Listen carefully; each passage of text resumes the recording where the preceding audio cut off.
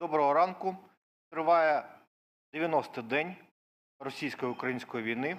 Працює медіа-центр України. Сьогодні рівно 3 місяці. This has been 3 months since Russia attacked Ukraine, and we're starting our day with Deputy of Ukraine's Parliament, Roman Kostenko, who took up arms since the earliest day of the invasion and is defending Ukraine, while at the same time continuing to serve as national deputy. Roman, good morning. Good morning. Roman, could you tell us your personal story, how the war started for you and how you ended up at the front line?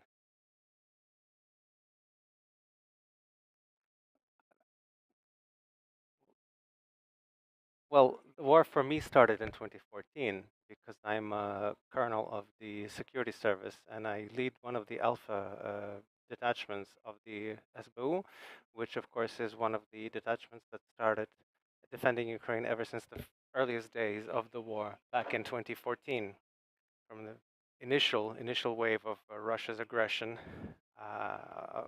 If you're asking me about the start of this full-scale phase, full-scale invasion, we've already been told,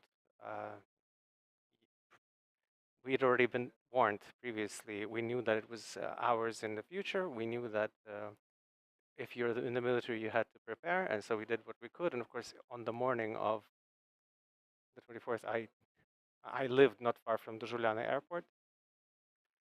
And of course, there were explosions, and there were phone calls telling me that shelling has started and the enemy has started attacking the borders and broke through the borders of our country. And of course, after this, we all got together at the committee, at the National Security Committee of the Parliament. We discussed our work. We then voted. Later, it was voted in Parliament. We voted the president's decree to introduce martial law. Basically, most of the authorities have been given over to the government in order to introduce the martial law. As for myself, well, when the defense of Kyiv started, yeah, there are many people, many commanders are in Kyiv, who have stayed behind in Kyiv, who have fought, who have military experience, and who were prepared to defend Kyiv. Myself, I'm from the Kherson region, from not far from Kakhovka, so the enemy was immediately attacking there and was almost in Kakhovka in the earliest hours. Then the Mykolaiv attack started, and I understood that they're getting to Mykolaiv, and soon they'll be getting into Mykolaiv, much like in Kherson. So I got the weapons that I had in Kyiv, understanding that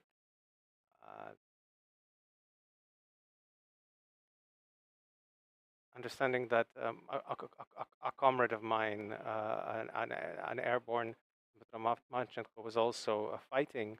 So I called him. I took my firearm and got to Mykolaiv. And I thought this would be one of the last cars that got into Mykolaiv because the enemy was practically in the city. And then together with the local detachments and local organizations that were deployed there, that were located there, the Ukrainian armed forces, and we engaged the enemy and we beat them back almost to the line, between the Kherson and Mykolaiv regions. While it should be said that there was already fighting going on in the city, in the Zhovtnevy district, Ternivka, the airports.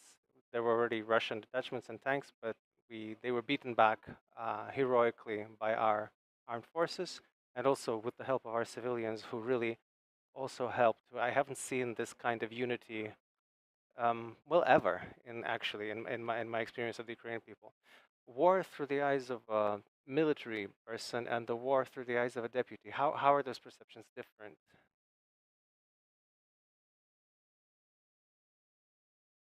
Probably when you're looking at a war as deputy, particularly as I had already worked in the committee for national security, you have a more strategic view. You understand that it doesn't end just with the defend. It doesn't just stop at your detachment, at the defense of a particular city or a particular region. So you do your best to ensure ensure all of our military, provide for all our military, and you're concerned for every direction of fighting.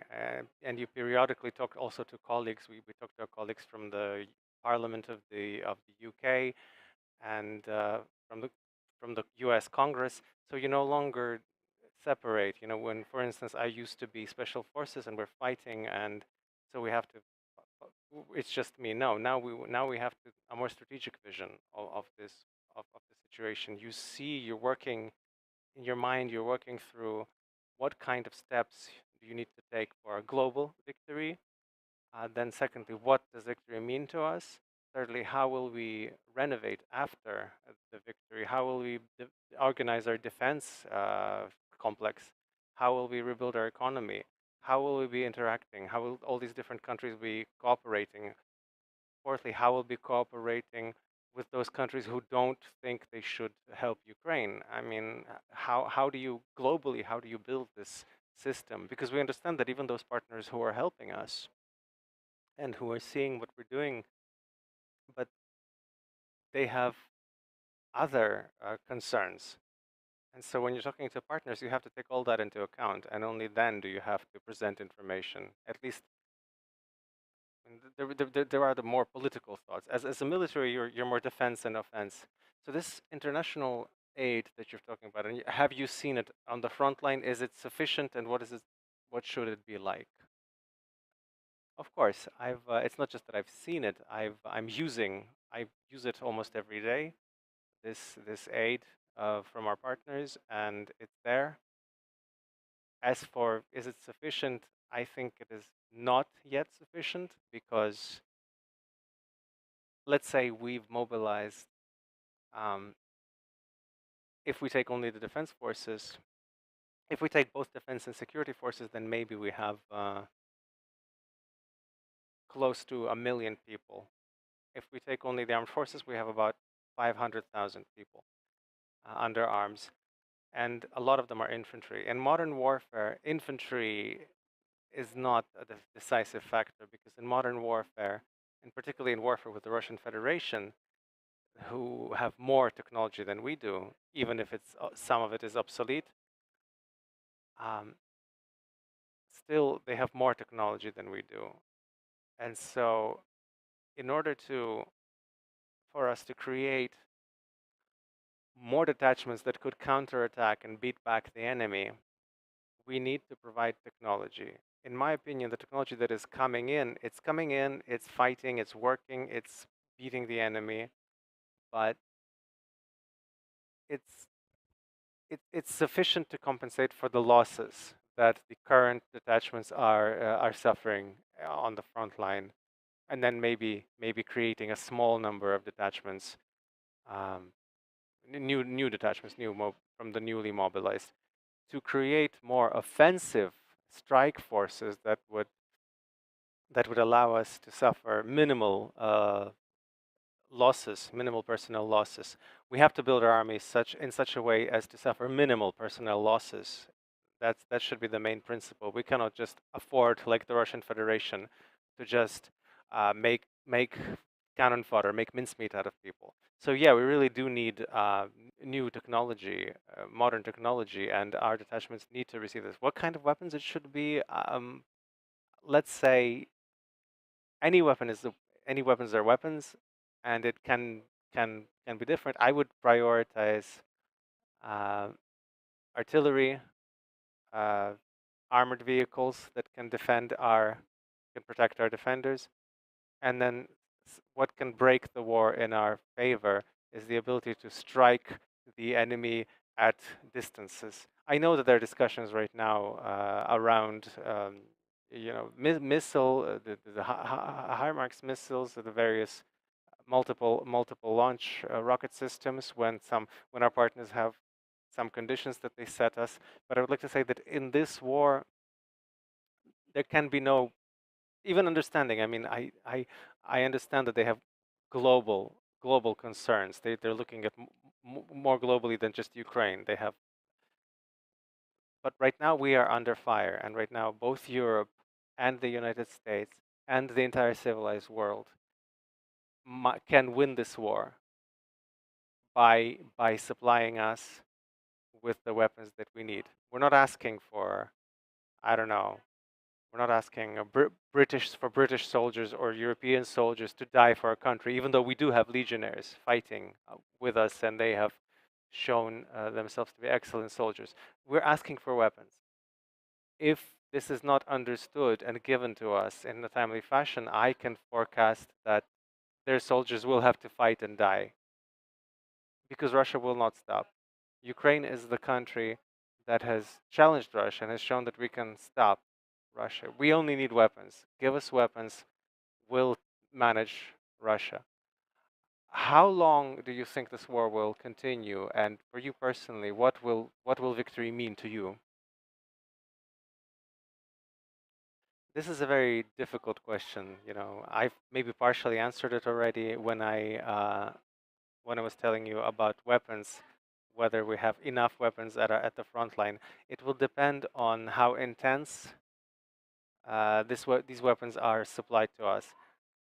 It's not enough to send weapons to Ukraine. Let's say we take even these howitzers or various javelins or other systems. All of this, people need to be trained to use it. So if we get these weapons in today, will be before we give it to the detachments and train them to use it effectively, efficiently, we might need a month. You know, like sure, like back in the days of the World War II, you know, they taught the pilots by landing and all they need to do is to drop a bomb. This means that you're taking a modern weapon and you're only using 10% of its capacity. That's one result. If we take the weapons and train people to use it and can use it to its full capacity, you have a different result and completely different abilities and capacities and opportunities. And so, how long this war will last depends on, unfortunately, our resources running out, and so we need constant supply. If our partners give us weapons, supply us with weapons, and we have the time to train our mobilized resources, then we can do it by the end of the year. I believe this, that with good supply, uninterrupted supply, we can kick the enemy out of our territory by the end of the year. What will victory look like for me? Well, at the start of the war, I said is the return to the borders of February 24th. I see our motivated soldiers. I see us fighting, and I would like to say, until the last millimeter, the return of Ukrainian land. I just want to give one statistic here. Here next to Mykolaiv, we have constant fighting. There's very serious. The enemy is hitting us with artillery 24/7. They have the initiative. They have the upper hand in terms of shelling. Okay, I haven't counted, but I would say about 70 to 30%, sometimes 80 to 20% is their advantage over us. It's a very efficient weapon, these Orlans, and we have to work with something similar, because they, you know, just the word Orlan can send a whole detachment of people into bunkers. But there's another statistic, you know, which is hits. I'm talking to the commanders and how many losses they've suffered in the last week and how much they've destroyed, and not just in their words, but specifically confirmed on the video. And I would say it's the reverse statistic. Again, it's about 80-20 in our favor. Although we use fewer shots, we get more hits. We destroy more of the enemy's technology. This shows the professionalism of our military and the fact that we don't waste shells, knowing that we do have our villages, our land, our people on the other side, and we have to fight not with numbers, but with skill. And this is what we're doing. Thank you very much. Stay safe with us.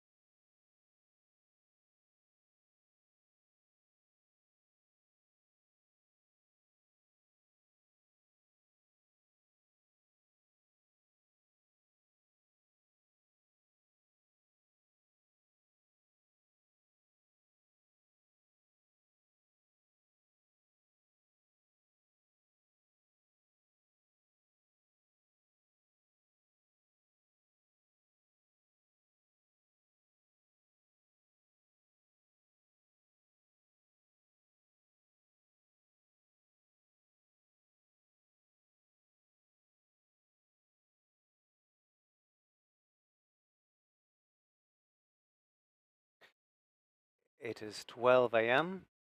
We are at the media center of Ukraine on day 90 of the Russia-Ukraine war.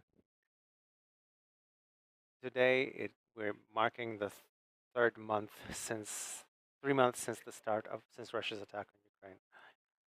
Also, these days, there's the World Economic Forum in Davos. Um, our guest today, Deputy Ivan Krulko, is there in Davos. Ivana, hello. Can you hear us?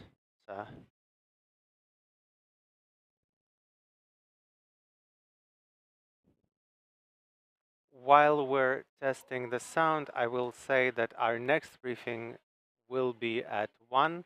With us will be Tymofii Mylovanov, president of the Kyiv School of Economics and advisor to the Office of the President. At 1:30, we'll have the press officer of the United South Command South, and at 1 we expect.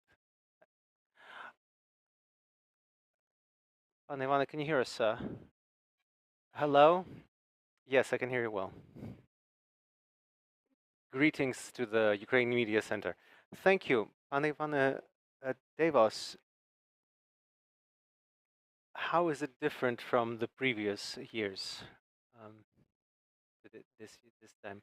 Well, firstly, this year's forum is not traditionally in the winter. It's not, but it's in late May. So this is the first kind of peculiarity, and it's unusual to be here without seeing snow. Secondly, there's been a change of, well, everything that happened in Davos before this, because there's a lot of attention for Ukraine. We have many international guests attending various events with Ukrainian.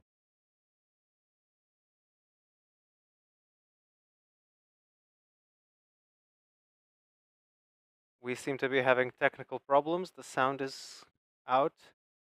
Our technical team is trying to get it up again.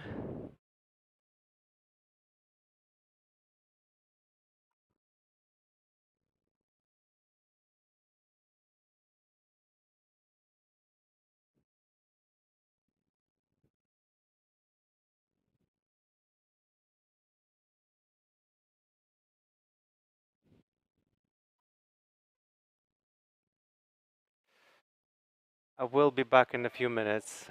Okay, no, we're back. We're back. We're back. Okay. Pana Ivana, I wanted to repeat the question because we couldn't hear you. The main question is how is this Davos different from previous years? How is it peculiar? Well,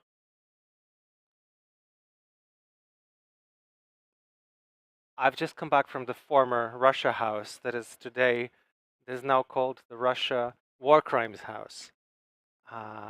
So it's there. It's where it used to be, but the Russians no longer have their representation and propaganda spot that they do every year. Right now, this is the place where they hold installations from various Ukrainian cities that have been bombed by Russians, and evidence of their crimes against humanity that took place in the territory of Ukraine.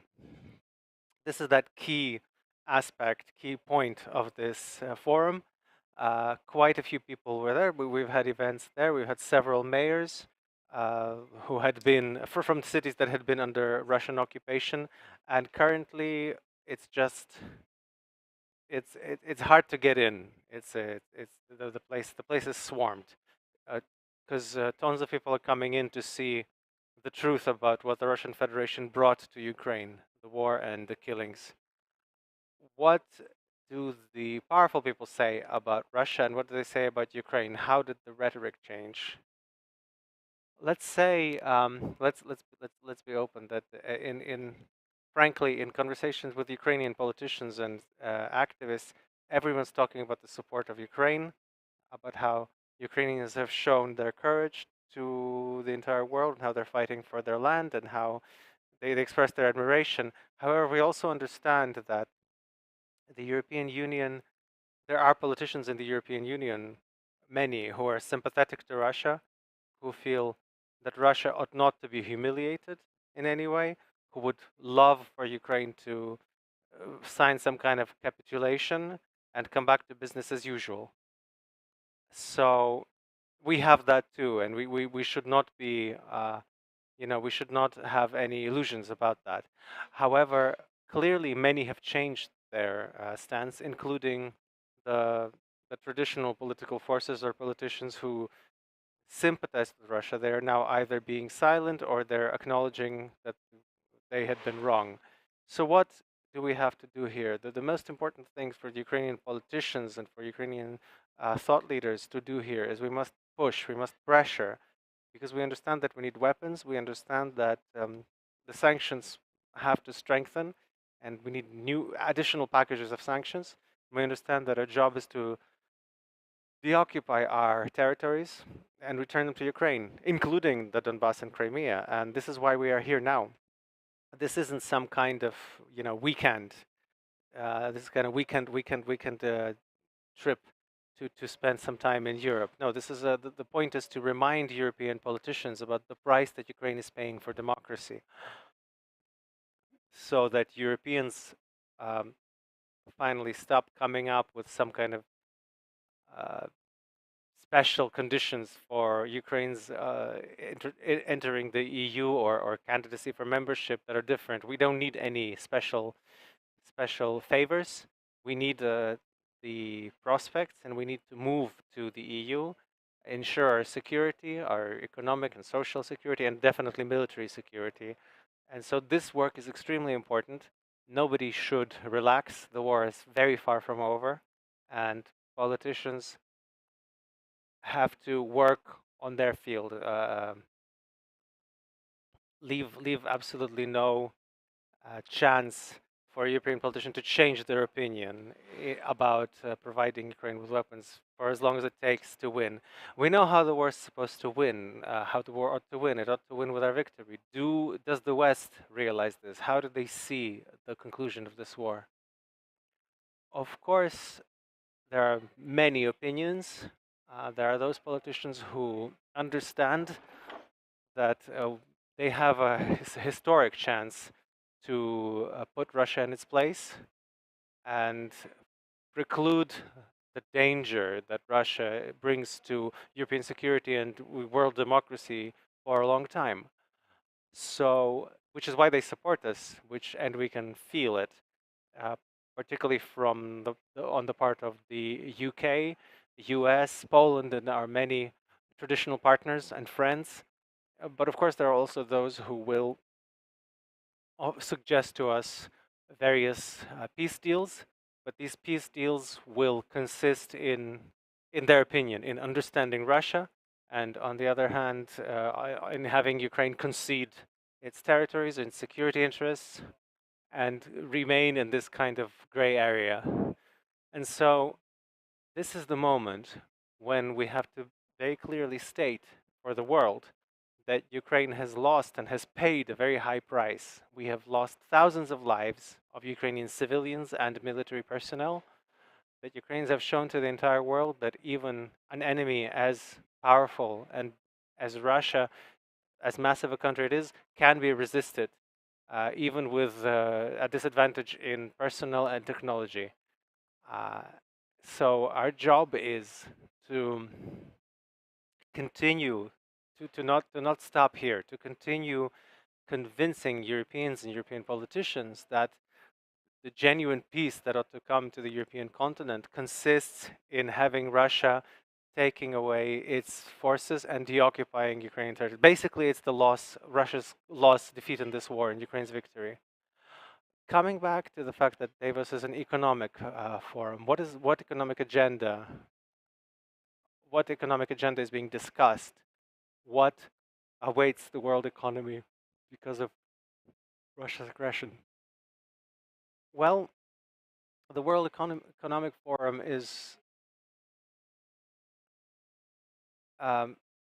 largely economic, but all kinds of questions are being discussed. Many economic questions go through politics and political decisions, and so I think there's more politics than economic questions. But the three main challenges that are facing the world economy today are the question of the post-COVID period. The second question is, of course, Russia's war against Ukraine. So and there's the question of food security, and Ukraine is offering its capacities. We have a lot of grain to export, but as of right now, the Russian terrorists have blocked all of Ukrainian ports and have blocked shipping in the Black Sea. So of course, if the countries of Europe and of the world, and particularly NATO, want to ensure secure shipping in the Black Sea, this problem can be resolved quite quickly, but it depends on their resolve, on their will to do this. And the traditional question that is always asked is climate change. And it seems to me that these three blocks are key, and they're being discussed in all the platforms at Davos, where we have where the where we talk about forestalling a massive economic crisis in the world. And the last question: you've seen many European politicians and world politicians. So what do we have to do to support to maintain the support of the pro-Ukrainian coalition and forestall people from going into these into compromises with Russia? You maintain this anti-Russian policy of collective defense. What ought our narratives, our thoughts, our policy to be? Well, it seems to me that in this war, it's best if everybody does their job well. Mm.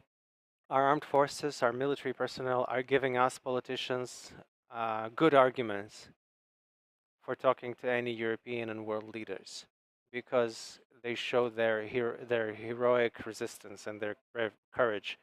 It is up to us now to use every platform to keep reminding the world of the crimes perpetrated by Russia and specifically demand the constant operation of Lend-Lease, of the American Lend-Lease, and support from the world when we get enough weapons, including offensive weapons, to liberate our territories with minimal losses among our military. And of course, we have to demand a European prospect for Ukraine, namely granting Ukraine the candidate status for EU membership, and also a clear path, a path of how we will integrate into NATO. NATO is the military and political bloc that is the only effective one in the world. Of course, we have many questions that have to with in connection with the aggression of the Russian Federation and how NATO worked. We have all kinds of questions there, but we don't have an alternative. So our second job is to fight for integration into the North Atlantic Treaty Organization. After Finland and Sweden are joining with a simplified procedure, this is also a path for Ukraine. This is a precedent we can follow to get security guarantees through NATO and get economic prospects and opportunities through the EU. Thank you very much. With us was Ivan Krulko, parliamentary deputy of Ukraine, who is in Davos and observing it at first hand. Our next briefing will be at 1 o'clock with Tymofii Mylovanov, president of the Kyiv School of Economics and advisor to the Office of the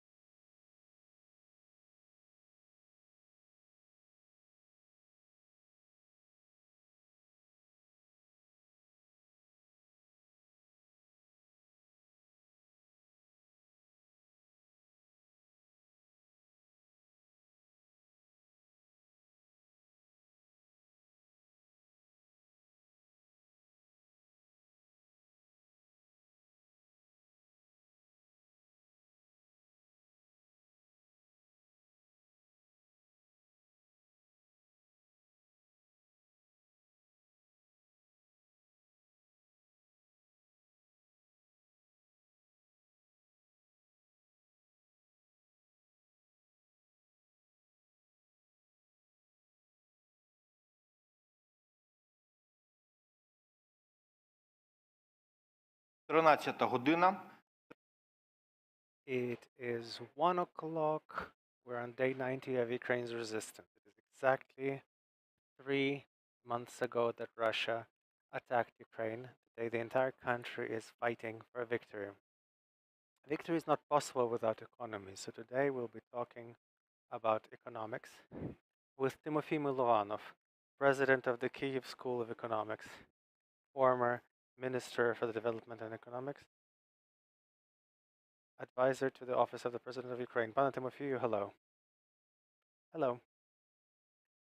I will start with the most relevant questions, the currency rates, exchange rates. What do the most recent decisions mean that the course has been let go or not let go? What are the rates that the citizens can contend with? Because very often for citizens, it is the currency rates that are often an indicator of the development of the economics. It's true, the rates are one of the indicators of the development of the economy, and if the rates fluctuate for people, this means that the prices change, or some other macroeconomic indices change, or some other problems that might happen if the rates shoot up. The rates have changed because in the currency markets, it was allowed to have a different rate than the National Bank of Ukraine. The National Bank of Ukraine rates remain at the level of 29.25 per dollar. And what this means that if you buy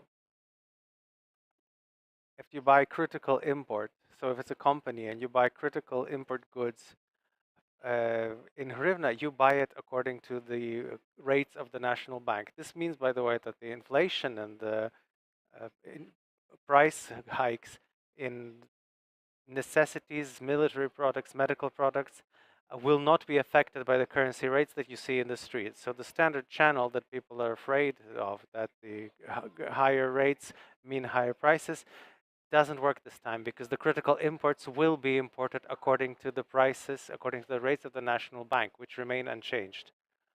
So what do these rates affect? They affect, if you want to buy dollars, or if you want to use these dollars to go to Europe or the United States, you use this currency. Uh, and if this is not critical import, then yes, you will be buying currency at a different rate. So effectively, we have a double rate. We have the rate for the critically important goods, and for everything else. And so perhaps this is fair, or perhaps not. But in conditions of war, this is a step we had to take, because we really do need to buy the critically important products, goods and services at the lowest possible rate, so that the army can buy what they need at low rates. Now, I've seen a lot of discontent among the people who work in the IT sphere. For instance, if I'm being paid in dollars and I sell them according to the rates of the national bank, but then I want to pay for some goods in Europe, and then the bank will count it according to the cash rates, the street rates. Now, in order to avoid this, you can open an account, a currency account, and then put the dollars or other currencies that you get abroad into that account, and that will solve some of the problem. That will partially solve the problem. For instance, for people who work in the IT industry, or other people who are paid in US dollars or other currencies. But again, this is down to the bank. Will your bank, does your bank have this practice? This, of course, doesn't solve the problem for the IDPs or refugees who still have hryvnia in Ukrainian banks, and so they're now using their cards to buy things in Europe. For them, yes, the rates are growing, the rates are increasing, and I think that in the nearest future, the national bank will try to address this issue. I see. You've said that the national bank will respond and do something to address this issue. How else might the work of the bank and the finance system change, and will it change? That's a very difficult question. The war is entering a protracted phase, and we're not just talking about combat. We're talking about, will the economy hold? Russia is trying to break us by blocking ports, and blocked ports will not let us export. Now, if our exports diminish, we get less into our economy. We get less influx into the economy. We don't sell as much. This, of course, puts undue stress on our economy and the European economy. Likewise, Russia is trying to put strain on the European economy by through energy, through for instance, for demanding that Europe pay in rubles. Meanwhile, Europe is trying to put an embargo, to impose an embargo, so to stop buying anything from Russia. So it's a kind of a bilateral economic war, kind of who blinks first. And this has to do with us. Our ports are blocked. We're at war. Our oil processing plants are being bombed and shelled. Our storage facilities are being bombed. Various investment projects that could finish. Investors are afraid of completing them because they're afraid of losing their investment projects if they build any new things, any new factories or even buildings. So this puts a strain on our economy, and in order to overcome this strain, we have to get support from the EU, from the United States, from Canada, from the entire world, from the G7 countries. And there is that enthusiasm, there is that desire to do it, but so far it has that kind of artificial, kind of ad hoc decisions, like $40 billion. That's a lot, but that's a one-time ad hoc decision in the Congress. Before that, there was like 10. The EU is giving us $9 billion. That's a lot of money. That's sufficient money, but we need to get into on a systemic basis, so we have enough money to support the Ukrainian economy every month. If this system is in place, the rate will be stabilized, and the macroeconomic situation in the country will be stabilized. If this situation will not work, then through its military activities and aggression, Russia will continue placing this strain on the economy, and we'll have a macroeconomic crisis. I am sure that we're moving towards option one, with sufficient support. The reason I believe that is that $40 billion is a lot of money. Remember, we were constantly talking about the International Monetary Fund, and we were talking about $1 billion prior to the war, right? Or $700 million, those kinds of transfers. Now we're talking 40 billion just from the US. That's a lot of money, but we do need this money.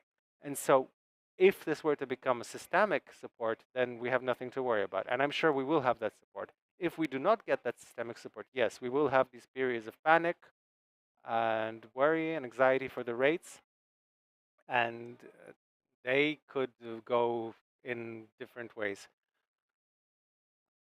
So you mentioned the support and various sources of income. We were talking about a different source of income, taxes. We were talking about the phrase said by one politician that taxes is the ability to pluck a goose without its voicing its discontent. What do you think the tax system should be during the war? It should be fair. It should be fair, and the sense of fairness in wartime is different from a sense of fairness in peacetime. Many companies are trying to survive, so for them, taxes might kill them. So there are many companies that help the front or do things, who donate, or they pay for their employees who have gone to fight, or they do something else, or they send things free of charge. All of this has to be taken into account, and people should be given breaks on this, so that we have this fairness for companies who do a lot or have to survive. On the other hand, we have companies who are doing great, who are turning profits. I know one hotel in somewhere in the mountains, and it's full. They've raised their rates, they've raised their prices, and they've turned off the terminal, and they only take cash. So this right, so that they stop. This is basically like a blatant, flagrant attempt to avoid paying taxes. They're getting a lot of money from the war, and they've also raised their rates. So they use this opportunity. In this small town, it's close to the border. Many people are moving, running from the war, and so they have this. So they're getting these, they're turning these profits, one could say unfairly, and then they're not paying tax. these businesses have to pay taxes. They have to be regulated or somehow punished for abusing their monopoly uh, with people who are IDPs or refugees, and they get money off of them without paying any taxes. And as far as I understand, they haven't raised the salaries for their employees in that specific hotel, right? So you can't just kind of make some kind of uniform decision. You have to change the rules such that the companies who need help, the companies who are growing or doing something strategic for the country, they have to have this kind of very preferential tax regime.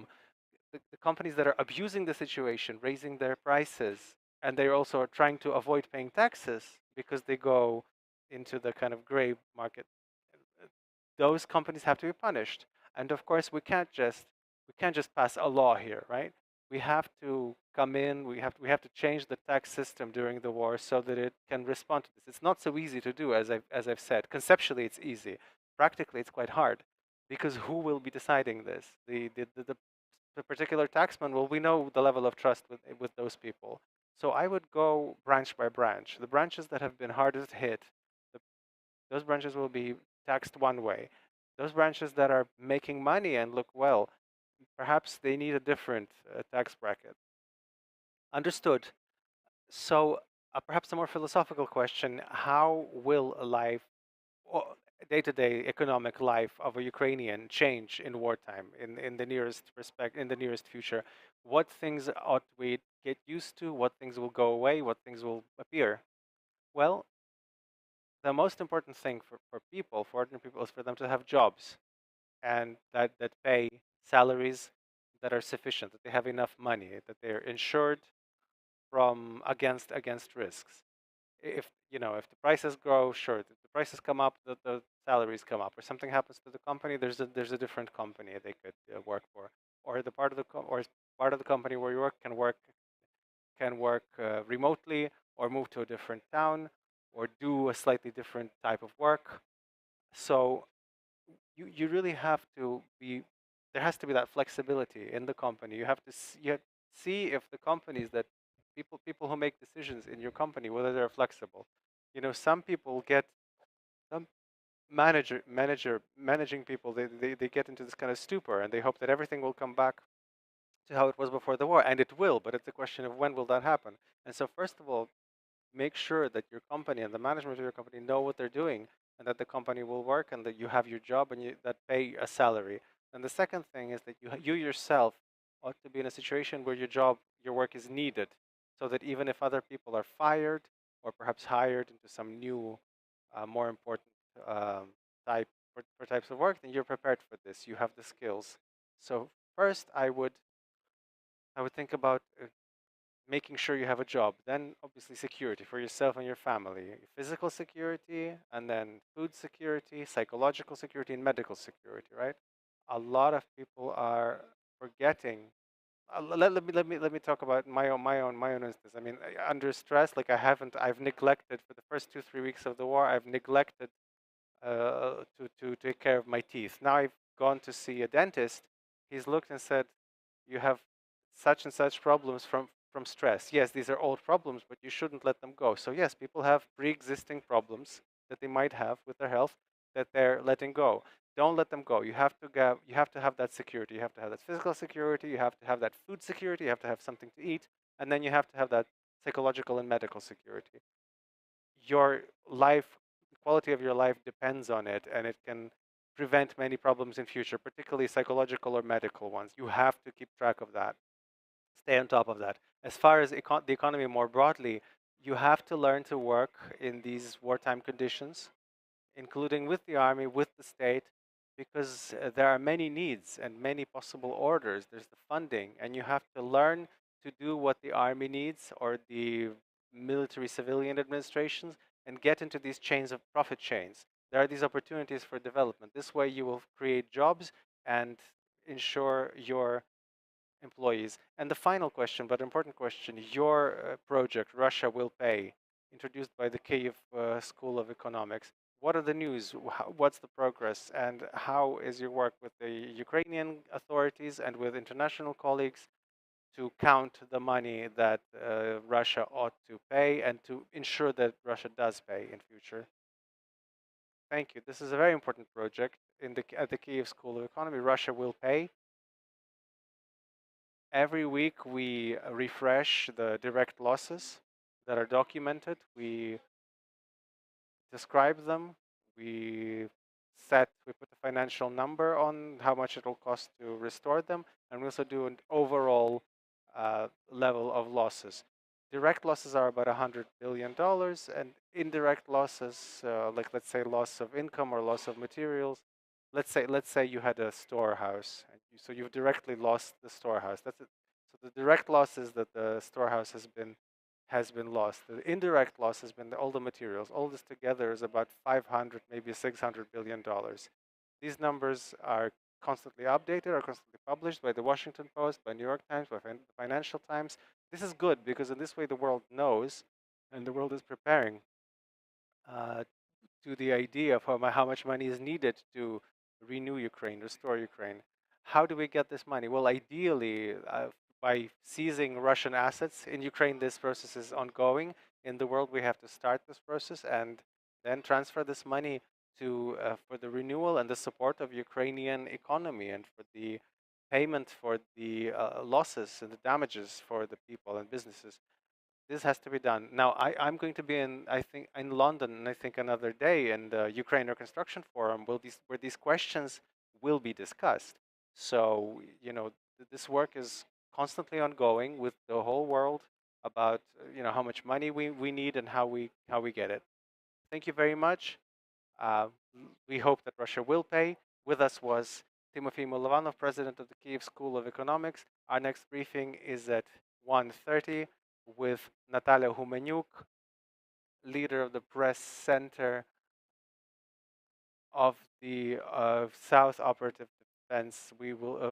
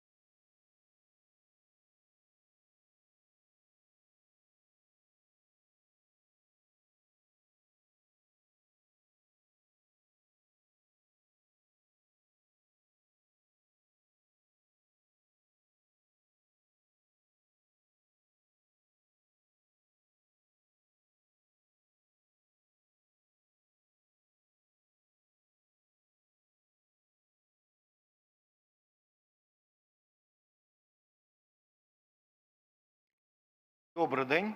Триває 90-й день України. Hello, we're on day 90 of Ukraine's resistance. It's been exactly 3 months since Russia attacked Ukraine. Today with us we have Lviv's mayor Andriy Ivanovich Sadovy and Snezhana Stetsenko, senior officer of the morale and psychological support of the 80th Separate Paratrooper Brigade. We'll be talking about the city and the war. The floor is yours. Slava Ukraini. It's a great honor for me today to be here together with Snezhana Stetsenko. Please join me. Svetlana represents our 80th Air Assault Brigade. They are our heroes, and it is up to us today to help all of our military who are working on the front line, defending our freedom at the front line every day. In these 3 months, over 5 million Ukrainians have passed through Lviv. About 200,000 have lived in Lviv for a while. These are Ukrainians who, trying to escape a bombardment and missile strikes, have found shelter in Lviv. As of today, about 150,000 Ukrainians are in Lviv getting maximal support and aid that we can provide. We have Ukrainians from in 237 institutions of culture and education and sports. Majority of these are communally owned institutions and organizations.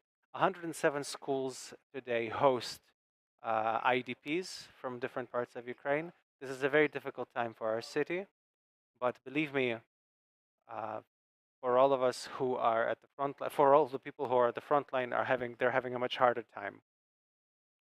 Recently, there are many questions about the new school year. Last week we had a briefing with the directors of all the schools, and we decided that starting on September 1st, we will do the best to reinstitute full-fledged instruction in our schools, so that in person schooling in our schools, and over this time we have to resolve the security issues so that every school has a functioning shelter. If it doesn't have a shelter physically, we have to find premises nearby where the children can safely be, because the question of safety is priority number one. Likewise, very important for us is to build one of the largest rehabilitation centers in Europe. We started this work in Lviv already because we are hosting many of our civilians wounded, including women and children, including seniors. We have over 1,000 such people being treated in our various hospitals in Lviv.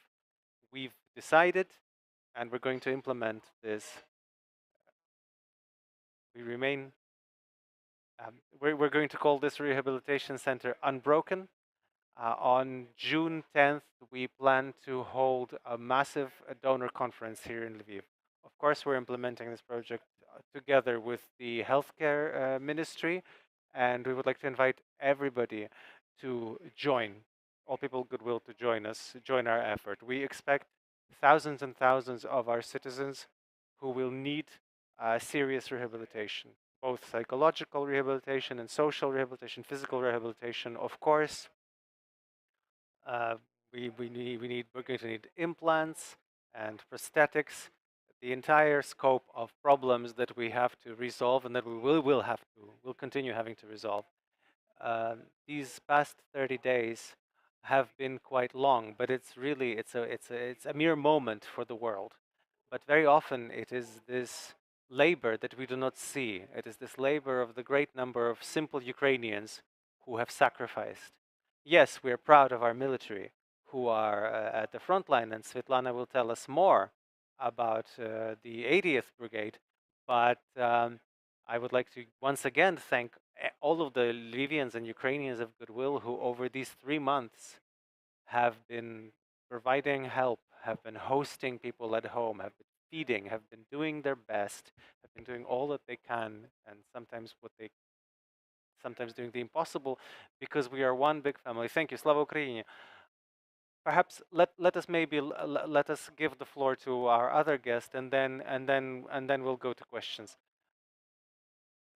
Pani Sniżana, I would like to first ask you. Yesterday we saw the video. It's true. Yes, Lviv boys from the 80th Brigade destroyed a lot of their colleagues from Pskov. We don't like this word. They're not colleagues, but how and where and how are Libyans fighting today? Thank you for this question. I want to say that first of all, I'm extremely proud to represent my unbroken. I love this word. My unbroken heroic um, air assault 80th Brigade. I would like to say that we were caught by the war in southern Ukraine when we were getting equipped, so to speak. This was extremely difficult for our enemy because we were preparing to enter into the territory of the United Force operation in eastern Ukraine, and so we were ready to take positions and engage the enemy. And the engagement, the fighting was hellish in southern Ukraine. While the boys were holding the line there, here in Lviv, we were holding the line for the income of our operative reserve, our volunteers from different corners of the world, and volunteers who brought everything to the base, even without waiting to hear from us what we needed. So I would like to use this opportunity to thank them. The brigade, I'll repeat, we were working in Mykolaiv and Kherson regions. Our brigade um, led counter-offensives to liberate many localities. The intelligence officers would attract fire and destroy the bases, arms bases of the enemy. One of the units have gone through Bucha and Irpin, have been through the hell of. We cannot fail to mention our gods of war, our artillery. They keep increasing Russians' losses every day. So, but just two units have fully destroyed the Russian forces in the while trying to cross the Siversky Donetsk, the river Siversky Donetsk, which were especially popular in the social media and Facebook. And today in Donbass, which is also quite hellish, people are holding the line, holding the defense quite well. As of today, the command point have given me this information. The personnel of the 80th Brigade have destroyed 5 battalion tactical groups, 47 tanks, 136 armored vehicles, 27 artillery systems, 11 multiple launch rocket launchers, 4 helicopters, 1 plane, 187 cars, and 9 drones, and 5 cruise missiles. I would like to state that over 300 of the personnel have been awarded the Bogdan Khmelnytsky Order of Courage. Over 100 have been awarded by the Ministry of Defense and the General Headquarters. The brigade has now three soldiers who have now been awarded the title of Heroes of Ukraine. Unfortunately, 2 of them posthumously. Now, unfortunately, there are losses in the war. But thanks to these heroes who have paid the ultimate sacrifice, our units and detachments continue our unequal struggle. With time, we will tell about each one of them. As our president has said, our difference in arms is 1 to 20. Well, we can guarantee you that the personnel losses, greatly outweigh this ratio. Many more Russians die in payment for one colleague of ours. To conclude, we work as one body. The artillery covers the maneuvers of the offense units. The intelligence defines the plans of the enemy. Everybody knows why they're where they are, why they're at war. Each of us has to believe, has to help, and has to support the armed forces of Ukraine. Все буде Україна. Glory to Ukraine. Slava Ukraini. Thank you. We will switch to questions if we have any. Yes. Antonina Kostek, твоє місто. Could you tell us how do you plan to start the learning process? Where will people be sent who are living and staying in some of the schools? Is there a specific plan in terms? Yes, we've made a decision. If the situation allows, then starting on September 1st, we start the full instruction in our schools. The questions are primarily the questions of security, to have reliable shelters, and we have 3 months to prepare all this. If the school has a shelter, fine. It simply has to be brought to proper condition. If the school does not have a physical shelter, we have to find some neighboring premises. Yes, it's true. A great number of Ukrainians are now staying in schools. We have 107 schools that work as shelters. And we plan over these 3 months, we plan to find new locations where we could provide new living conditions, respectful, good living conditions for Ukraine. I will not give specific addresses today where we're going to move these people for security reasons. How many module buildings do you plan to still organize in Lviv, and what are the principles for selecting the people sent there? Today we've had 3 of these module towns, and where about 1,000 internally displaced people now live. The principle is quite simple. These are the people who turn to us. Whoever, it's a first come first serve so far. We don't have any kind of separate selection. Usually all the people who are staying there now are IDPs from the east, from the south. These are women, children, sometimes seniors. Yes, we have had preliminary talks about new construction, new buildings, but we've started building a more permanent construction. But it's built. It should be built quickly. It's a wooden structure, a timber structure where pregnant women will be staying.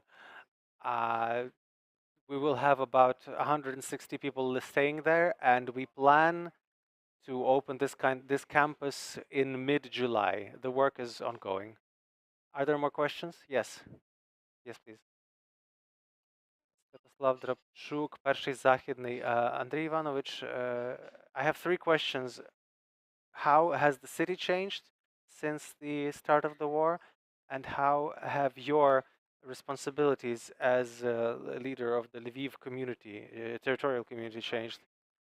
Well, life changed utterly, because we had one kind of life prior to February 24th, and everything we have completely different now. Right now, we're all working. There's no weekends. It's work 24/7, and our duties include doing what we were doing already, and then also take care of the great number of our new citizens. You have to understand. You have to be clear that 5 million people have passed through Lviv, and about 2 million of those lived in Lviv for some time.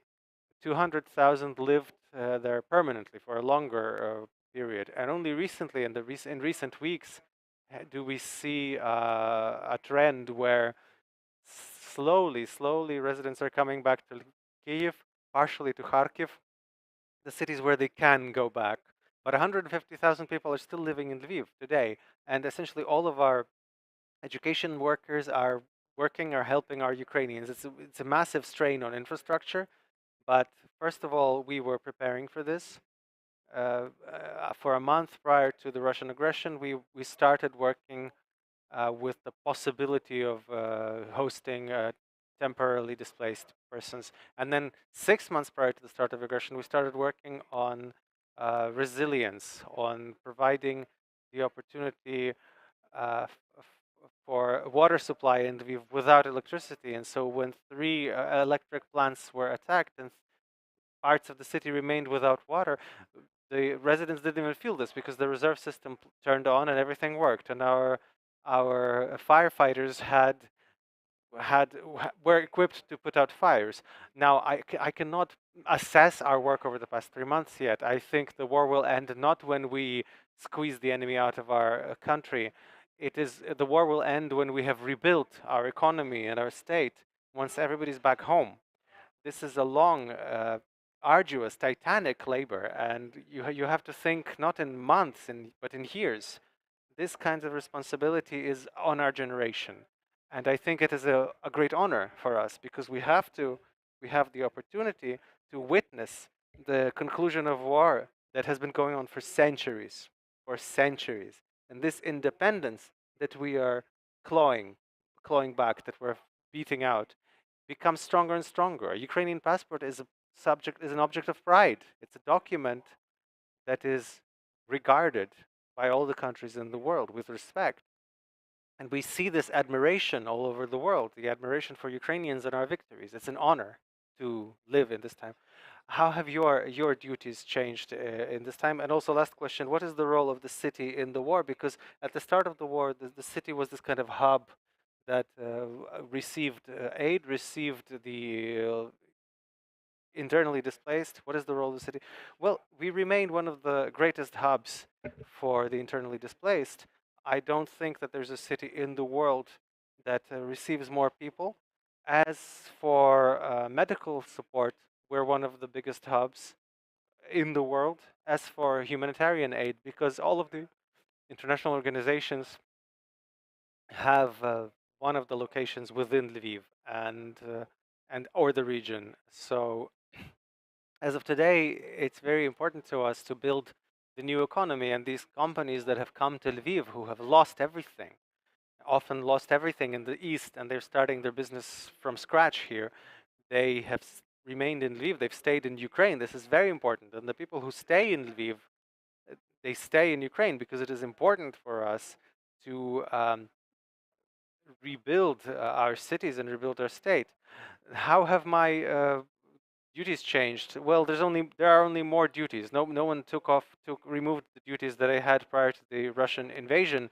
But right now, there's almost like another city living in Lviv, and especially in the first weeks, it was very difficult because in the earliest weeks, about 60,000 people passed just through the train station, and if we had not organized the space in front of the train station, we wouldn't have the physical capacity to do this work. It was a difficult decision, but it was timely. So in war, the winning side is the side that has the strength and the honor. And thank God that the military were preparing as well. We're ready to take more questions from the room if there are any.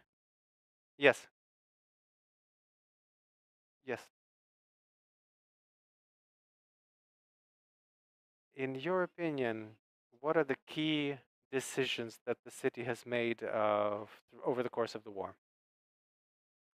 Well, when you have 5 million people passing through the city and 2 million stay to live for some time, and then 200,000 stay permanently, and then the entire system absorbs this huge number of people, I think this is a massive, massive work that was done by all of the services, by the teachers, the medics, the social services, our entire communal infrastructure, all of the employees. So we have shown an example, because when in the earliest days, in the earliest weeks, you had people from different international organizations, journalists coming in, they couldn't understand how does this whole thing work, because according to their forecasts, it was supposed to be total destruction, just chaos, whereas everything actually worked reasonably well. Yes, it was difficult. Remember when people were cooking food at home and bringing it for free, bringing this help to the train station, or bringing them to schools, or all of the clothes. How many clothes were donated, and how many people were hosted in people's homes? I mean, we didn't pay people to do this. You see, so our main article of expenditure is ensuring the functioning of the city and support of the military. That's the number one priority. Thank you. Are there more questions? Are there questions for Snezhana, perhaps? No. I have a question for Snezhana. You beam this optimism. Where do you find this energy, this power? I'll tell you. I have a pillow at home, so I can't. We were talking about, my job is more morale and psychological support. If I break down, things will be very bad. So, yeah, very proper stance. Thank you. Thank you. Slava Ukraini. Thank you. This has been Media Center Ukraine.